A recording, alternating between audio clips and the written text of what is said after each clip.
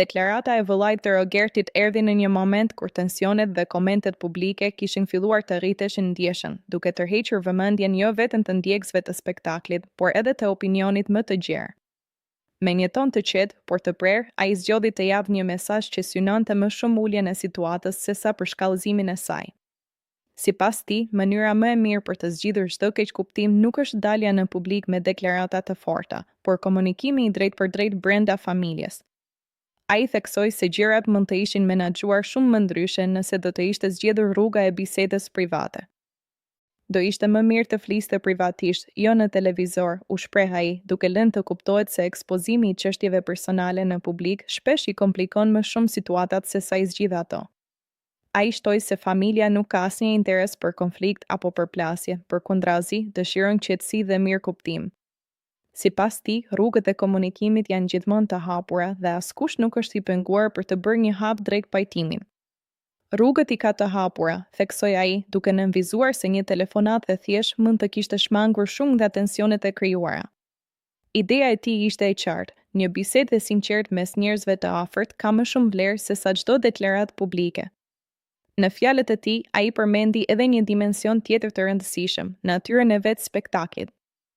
Ai kujtoi se brenda asaj shtëpie nuk ka vetëm debate dhe përplasje, por edhe momente pozitive, të cilat shpesh harrohen nga publiku.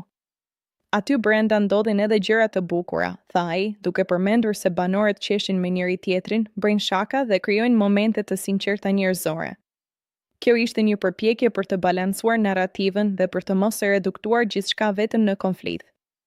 Gjithashtu, ai bëri të qartë se familja e ndjek Rogertin dhe e mbështet në rrugëtimin e tij, por në të njëjtën kohë beson se qetësia është çelësi për të kaluar situata të tilla.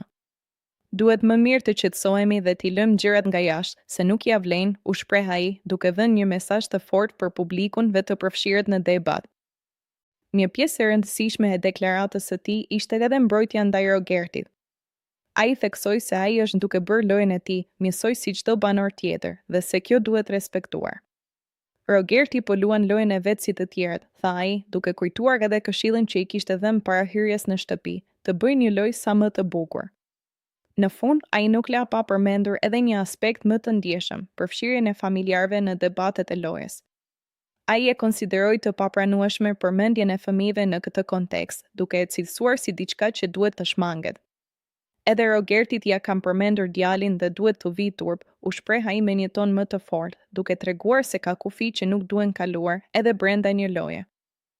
Megjithatë, ai e mbylli mesazhin me një qëndrim realist, kjo është pjesë e lojës dhe secili zgjedh mënyrën e vet për të luajtur. Por është loja e tyre, përfundoi ai, duke lënë të kuptohet se, pavarësisht gjithçkaje, secili mban përgjegjësi për veprimet e veta.